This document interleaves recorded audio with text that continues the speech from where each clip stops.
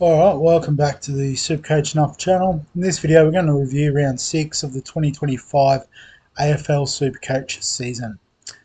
So it was an okay week for myself at the 21-32, which did see a nice little rank increase of 3,400 to get a league win, but it could have been a lot more if I had have potentially stuck fat with my original trades.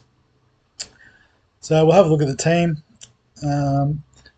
So the defence ended up working out okay in the end. So, I've gone too far already.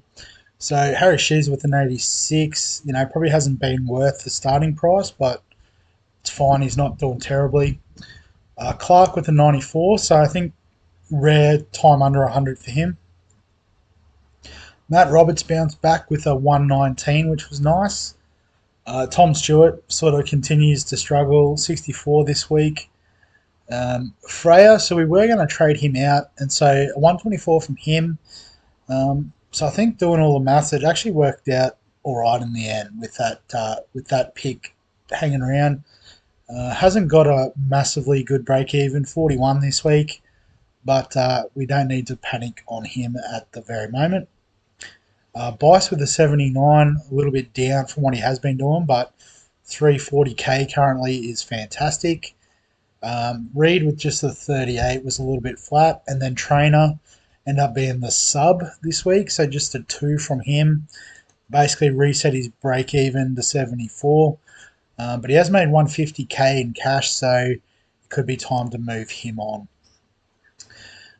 Andy Brayshaw as captain was good with a 120. Will Ashcroft was a bit flat this week with a 43. Chera continues to pump out solid tons, 110. Saligo, another sort of underwhelming performance of 71 based on what we bought him in at. Oliver with a 91 is sort of doing his thing. Callahan with a 116 is a good bounce back for him. Ashcroft continues to make some good cash with an 89. And Lindsay with a 55 has sort of flattened out a bit. So not ideal in M8, but we'll work on it. On the bench, we're trying to hold Nod. We'll see how we go. Hall got dropped, which is not ideal. And then Gross also come off the sub bench for an 11. So didn't have to use him, which was a win. The rucks were quite good though. TDK with an even 100. But Tristan Cherry with a 144. I think they played against each other, so Cherry definitely winning that battle. And then the forward line. So Horn Francis with a 94 is okay. McRae 104 is nice. Daniel 88 is okay. Marriage with 191 is good. Humphrey with just a 48, so sort of like the odd man out there. Sam Davidson with an 82 is less than ideal. And then we've got Hewitt with a 97, Kako with 55 on the bench. So Hewitt was a bit of a surprise, come back in and smashed it. So nice break even this week. It'll be even better next week once his this 22 drops out of his average after this week. So all going to plan. And Cleary, I think he ended up being a sub as well. So the two trade-ins this week missed out, 30 and 11. And obviously the big miss was Dacos with the 170 this week. We sort of reversed that trade where we had Davidson and Freya. So, I mean, you take out the 200s. Basically, you put in 170 for Dacos, and then I guess we probably would have still played Cleary, and probably Kako would have come in. So it was pretty even in the end. But I guess the cash gen probably isn't quite what we hoped for. So in the league, so we did get a win over Kickass. Jim's team with a 20-90 this week. So I've gone the wrong one, sorry.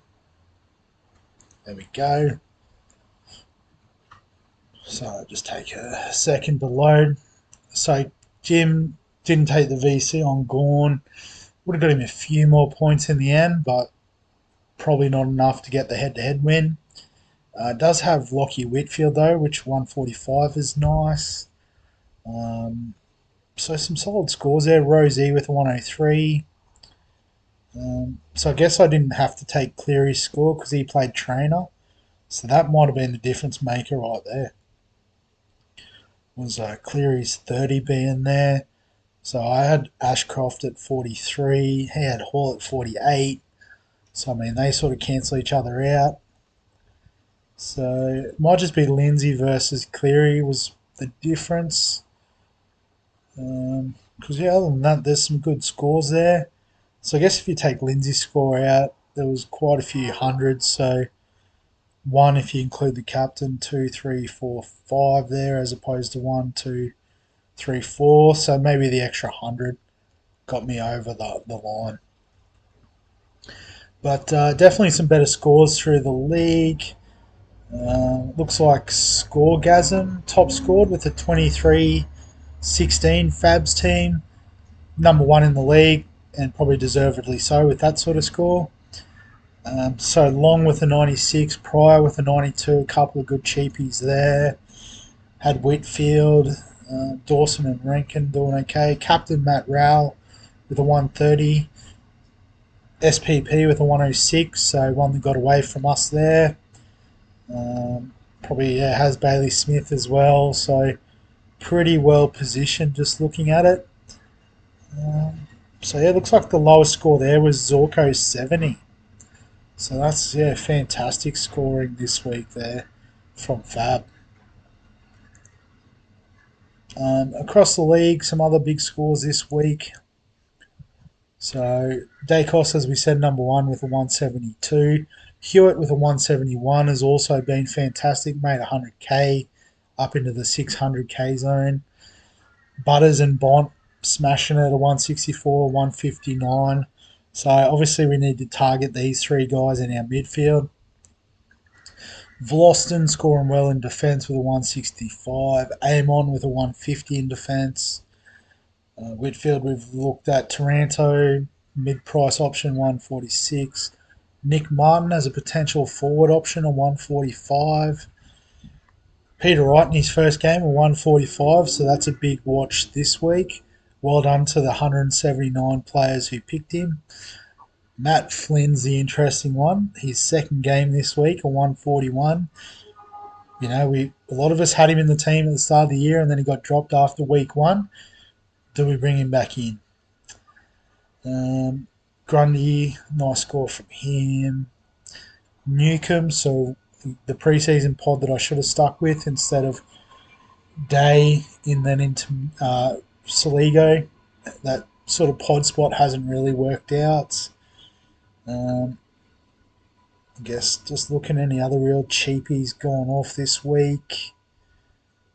Just more differentials and guns and nothing too much to write about there.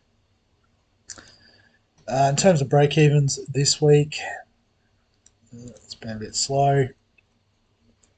So back to the top of the list. So Matt Flynn is top of the list with a negative 73 break-even, and with that 141 sitting in his average for 2 weeks, as long as he plays, he should make some good money. Corey Durden, cheapie of the past. I've definitely had him in my team before. So 98 off the back of, what would that be, 91. So back-to-back 90s up front. He has had a couple of easy fixtures though, so might be a bit of a cash grab. Matt Carroll, back-to-back 60s for him, gives him a negative 65 break-even. At bottom dollar, probably the cheapie of the week. Sandy Brock didn't play this week, so if he gets on the fixture list this week, you could also potentially go for him. A few of the Carlton guys, so White, another forward who's gone well given the fixture the last couple of weeks. So I've forgotten who they've played already. Yeah, so West and North the last two, so pretty good if you got on those guys nice and early, but does get a bit tougher moving forward. Couple are still waiting on to play their third game. Patton, Fort. Um, Tunstall played one game and scored an 88, so it could be a watch for next week. Ned Long, for those who got on, has made 110k, still got negative break even. You like to see that. Sardis, if he gets back, still negative. Sandpaper Powell, so made 140k, negative break even. That's a stiff one there for us. I don't think too much else to worry about there. El Hooley's got a positive 4 break even, which he just hit this week. So super slow burn there potentially.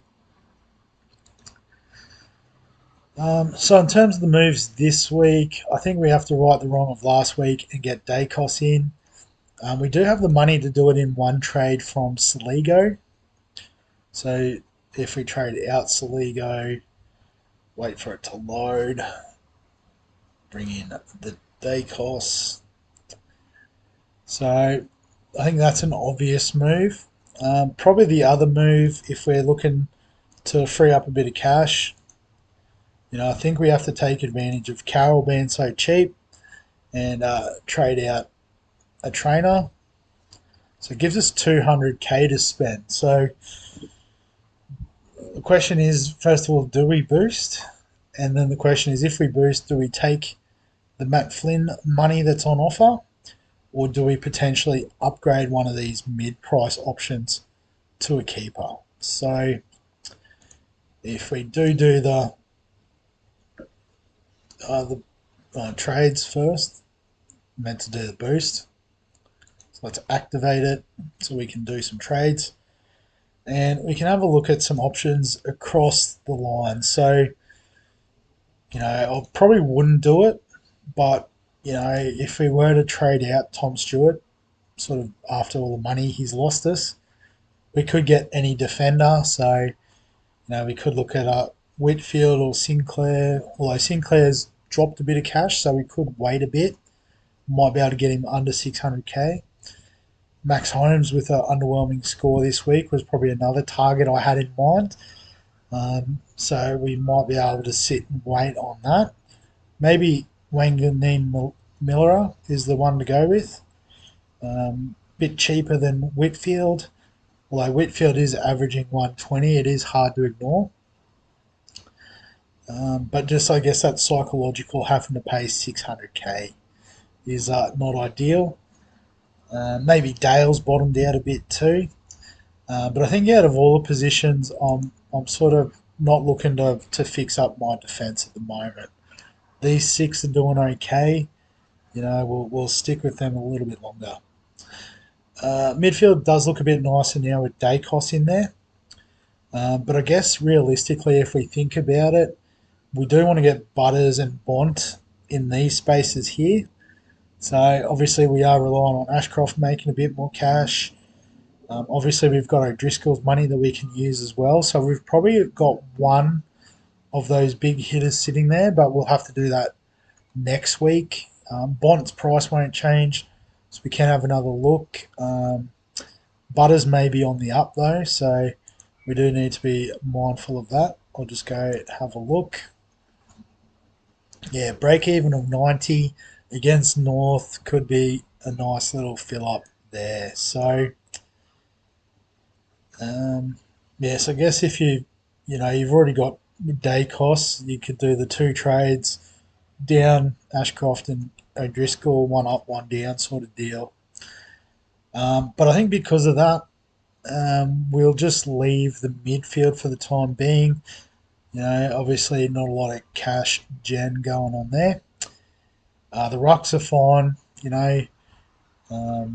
Some people might think TDK down to Flynn to make the money to upgrade the midfield. That's crazy. It's crazy talk.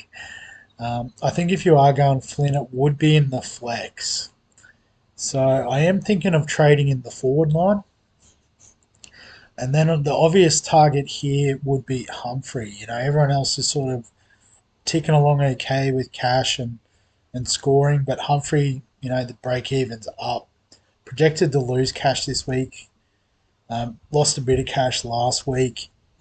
So if we were to trade out Humphrey, I'll go by average because we actually want the sort of keeper type options. We can afford to go to a Bailey Smith, Isaac Rankin if we want. Um, Petrarca, a few people are keen on now. He's got the forward status. So, probably the top three are the locked in keepers. And then we probably do want Bailey Smith, given he's going well.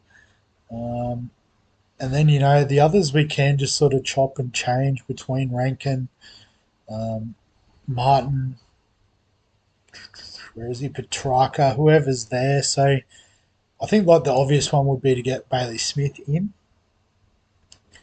if we were to upgrade. But then there's also, the Matt Flynn money. Do we, can we get similar scores out of a ruck like Flynn over, what we would get for a Bailey Smith at a 200k discount. So we can push Cleary up from the flex and then go by break even. And we can bring that Matt Flynn in here. So what that does is it gives us 270k, which I think could then next week get us, like an O'Driscoll, and we might have to trade down. Maybe Kako would be, one we could trade down enough to basically upgrade O'Driscoll to a Bont or a Butters, which obviously, deepens our midfield. Like we said, defence is good. We'd like to get those two big boys in the midfield slots there. And I mean, we can probably cycle through our forward bench and Cleary in that conversation, and then sort of upgrade to the forwards a bit later. So I think we're going to go the aggressive play, obviously using a boost to do it, but bring in Flynn for Humphrey and, try to make some cash that way.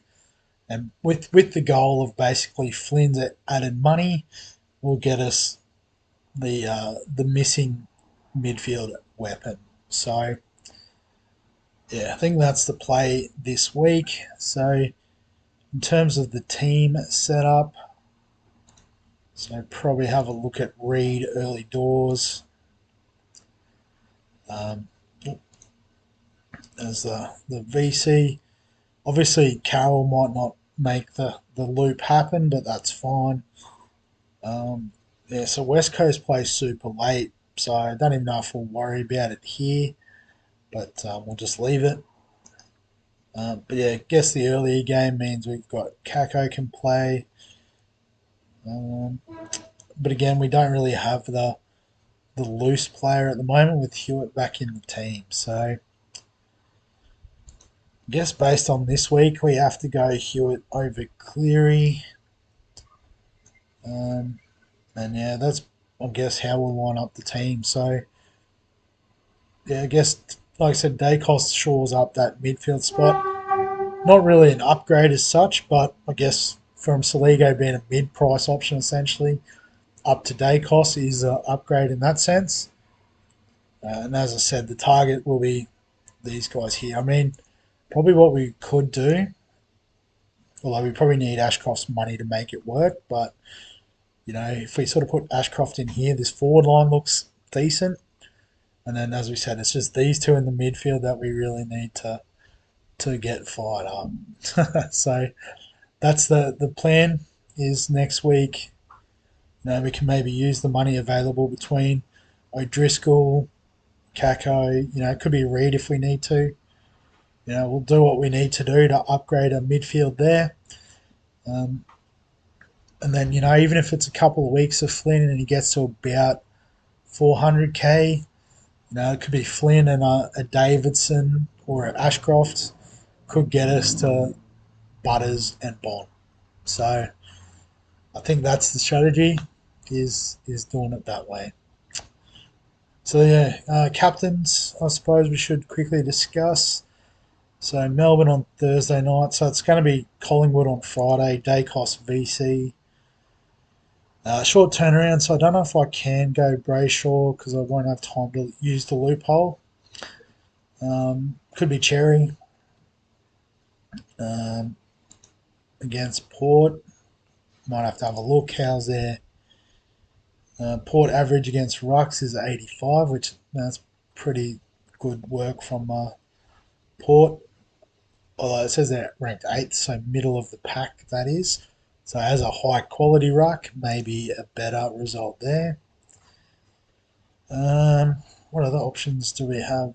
McRae plays early on Saturday against the Lions. Um, do we want to look at a defender? Not really. I think, yeah, that's probably our best shout. Let's go with that. So Dacos into Cherry. Really, it would be Brayshaw, but again, busy on Friday. Don't know if I'll get time to make that change. So yeah, that's we'll set it up like this for the end of the video anyway. So yeah, as always, if you've got any questions, comments, thoughts, feel free to add them below this video. Give us a like if you enjoy the AFL content on the channel. Subscribe for all the fantasy sports content on the channel. And other than that, we'll catch you in the next one.